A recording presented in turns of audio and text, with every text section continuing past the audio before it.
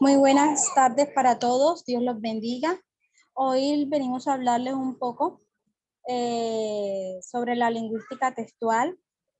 Pertenecemos al área de lingüística general con aseño análida.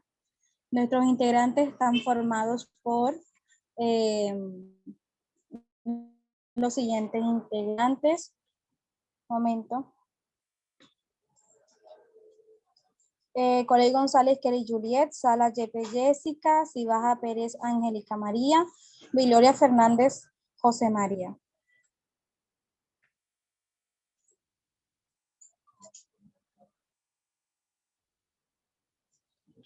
Hoy les venimos a hablar un poco sobre la lingüística textual y los diferentes elementos que la constituyen. Pero antes vamos a tener claro un poco sobre los conceptos, qué es y qué nombre recibe. Bueno, primero que es una disciplina que tiene como objeto de estudio el texto. Los diferentes nombres que recibe a través de la historia se llaman lingüística del texto, texto lingüística, gramática del texto y gramática textual. ¿Cuándo y en qué época surgió? Pues en la época contemporánea, siglo XX, década de los 70. El motivo de su surgimiento se debió a que Thom van Dyck colocó un contrapeso a algunos postulados sobre la gramática de Chomsky, pues creyó que era necesario profundizar ciertos elementos.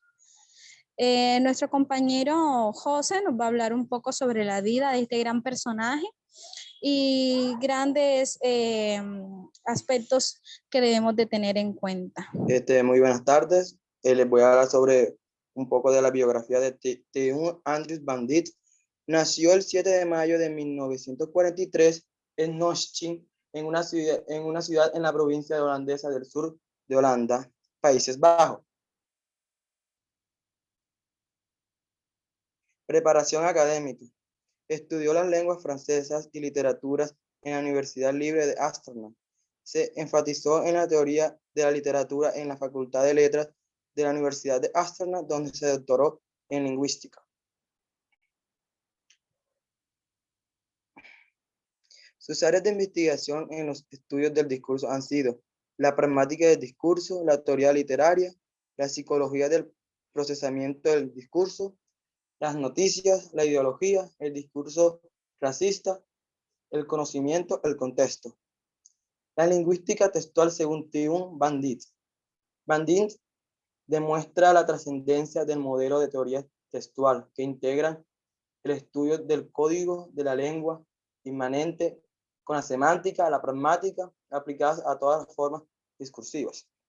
Pues este señor hizo unos libros y fueron traducidos al español, que fue Racismo y el discurso en América Latina de 1991, el discurso y la literatura de 1999, la ideología y el discurso de 2003, discurso y contexto de 2008, discurso y poder de 2011 y discurso y conocimientos de 2016. Ahora mi compañera Kelly va a seguir. Bueno, como bien sabe, estamos hablando de la lingüística textual, pero se hace necesario plantear diferencias entre el estructuralismo y la gramática general. Pero antes necesitamos saber y conocer un poco sobre la lingüística textual. Bueno, esta está representada por Thom Van Dyck, la cual busca estudiar los textos y sus propiedades en el discurso, ya sea oral o escrito. De ella se desprenden dos elementos muy importantes que requiere de comparación, que es el texto y el discurso. Como sabemos, el texto es un conjunto de frases y palabras que guardan pues relación, tienen una coherencia, es entendible, es clara y se logra identificar pues la idea principal del autor.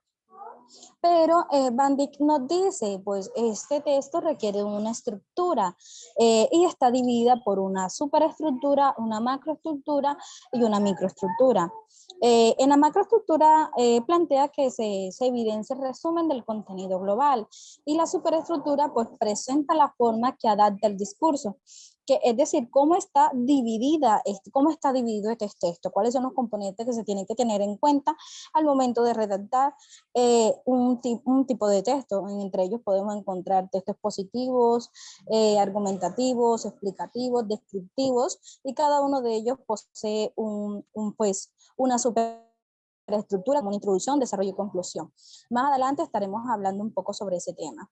En cuanto al discurso, sabemos pues que es un acto de habla entre un emisor y un receptor y pues se presenta de forma oral y escrita en un contexto determinado. Otro aspecto importante para tener en cuenta es que existen propiedades y estructuras del texto. Nuestra compañera nos estará hablando sobre la coherencia, la cohesión y la adecuación. Buenas tardes. Un momento, ya te presento. Bueno.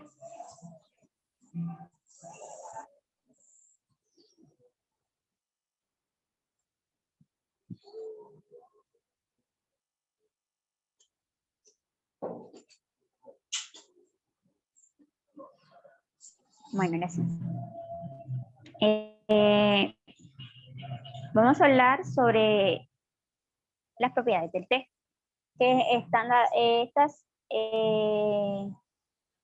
estructurado por cohesión, coherencia y adecuación.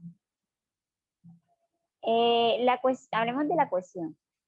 La cohesión es de nivel semántico, perdón, de nivel sintáctico. Esta busca conectar las diferentes palabras, oraciones y párrafos, teniendo en cuenta su estructura gramatical. Debe tener en cuenta que la oración contiene un sujeto, un verbo y un complemento. La oración o el texto no presenta palabras repetidas. Los conectores textuales, signos de puntuación, cumplen su función. Hablemos ahora de la cohesión, perdón, de la coherencia. Es de nivel semántico. Es una propiedad del texto que permite comprender la intención comunicativa del lector. Esta debe tener, uno, presenta ideas principales y secundarias. Presenta un orden cronológico de sus eventos. Y tres, tiene una unidad temática, es decir, un inicio, un nudo y un desenlace. Hablemos ahora de la adecuación. Bueno, en la adecuación es de nivel pragmático. Esta adapta el texto a la situación comunicativa en la que se desarrolla.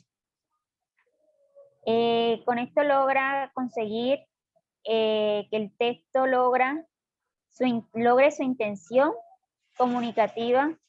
Además, utiliza un vocabulario formal e informal, dependiendo del desarrollo, del destinatario. Por ejemplo, hola María, ¿cómo estás?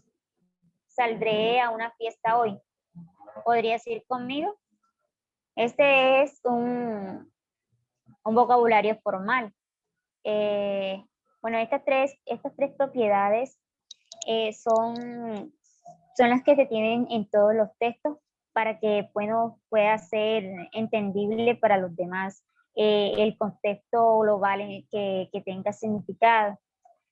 Y pues de esta manera los textos sean entendibles para los lectores. A continuación, mi compañera les explicará el siguiente tema.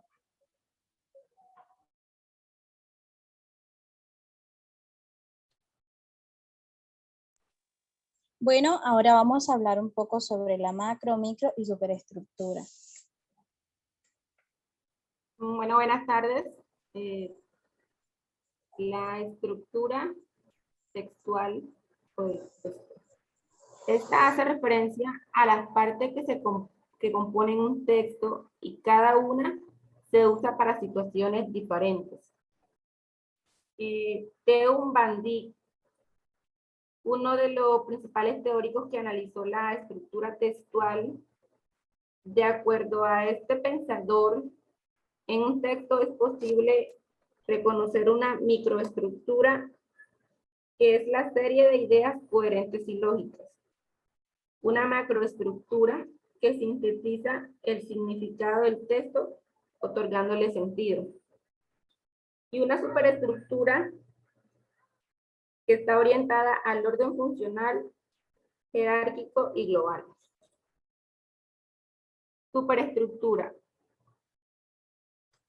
es la estructura formal que representa las partes en que se organiza el contenido de un texto. En esta las frases se organizan en un esquema constituido por categorías funcionales, unas opcionales y otras obligatorias.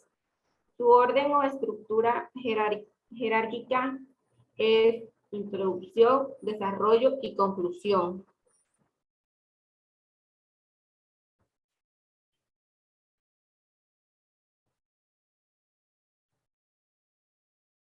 La introducción constituye el cuerpo del texto. En esta se afirma, explica, justifica, ejempliza y argumenta la idea que forma la macroestructura. El desarrollo. La introducción presenta el texto y delimita y sitúa al lector en una perspectiva. El desarrollo constituye el cuerpo del texto y en esta se afirma, explica, justifica, ejempliza y argumenta la idea formal de la macroestructura y la conclusión que permite sintetizar o resumir lo más significativo.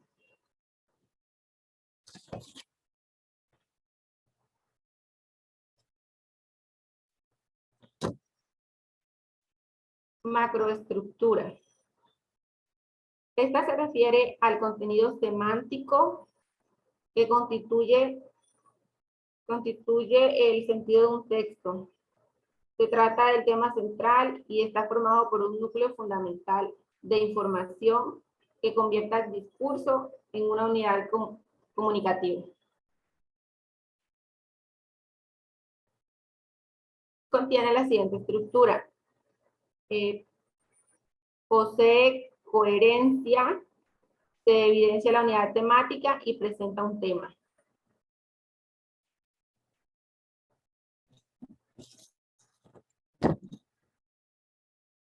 La microestructura es una sinopsis de la idea que se desprende del texto. Esta debe poseer coherencia y cohesión. Hace referencia a la primera estructura que se forman con los términos de un texto, los cuales están interrelacionados semánticamente y expresan aquellos que desea el autor.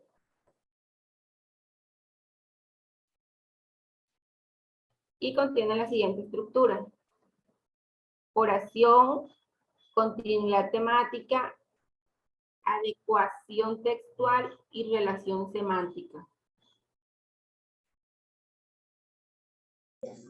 Bueno, como ya hemos hablado sobre la lingüística textual de Van Dijk, es importante comprender que el estructuralismo y es un mayor representante de Saussure y se centra en el estudio de la lengua y las diferentes reglas que rigen su funcionamiento. A diferencia de Bandit, que se centra solamente en los textos y sus estructuras, Saussure ya se centra más en las reglas y el funcionamiento, pues, respectivamente de la lengua. Se aborda un estudio sincrónico, puesto que trata de describir la lengua en un momento dado de su evolución. Utiliza un foco descriptivo porque trata de explicar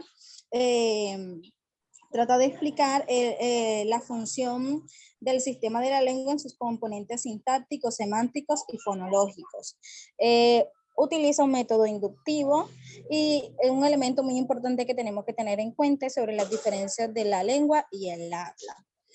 Un aspecto muy importante de esto es que mientras que Bandit se centra en los textos, Saussure se centra en la lengua. Igualmente, Chomsky enfatiza en ese aspecto. Ahora, es importante comprender que la lengua es un sistema de signos que posee unas reglas propias y estas son aceptadas en una comunidad, a diferencia del habla que es parte individual de cada hablante. Bueno, la gramática generativa está representada por Noam Chomsky, el cual plantea que es un conjunto finito, ¿verdad?, de reglas que permiten producir y comprender las oraciones. Sí, permiten, exacto, producir y comprender las oraciones. Como lo habíamos dicho, Bandit se centra en los textos. Saussure en las reglas del lenguaje y Noam Chomsky, para reiterar, ¿verdad? Plantea un conjunto finito de reglas que permiten producir y comprender las oraciones. Obviamente se hace una comparación entre lengua y habla. Acá con Chomsky nos habla sobre las competencias lingüísticas y actuación lingüística. Perdón. Cuando hablamos de competencia lingüística, plantea que cada hablante y oyente posee una lengua y esta está habilitada para comprender lo que se dice y lo que habla. Ahí cuando hablamos del innatismo también, que esa capacidad, ¿verdad?, que tenemos todos los seres humanos para poder comunicarnos e interactuar con el contexto. Pero también afirma de que tenemos esa capacidad para expresar oraciones que nunca hayamos dicho y estas se van creando a partir de esa interacción. En actuación lingüística, pues se comprende el uso individual de la lengua. Entonces queríamos resaltar pues esas diferencias que posee cada uno de ellos y cómo consideran la gramática. Se tuvo en cuenta algunas referencias bibliográficas y pues muchísimas gracias por su atención.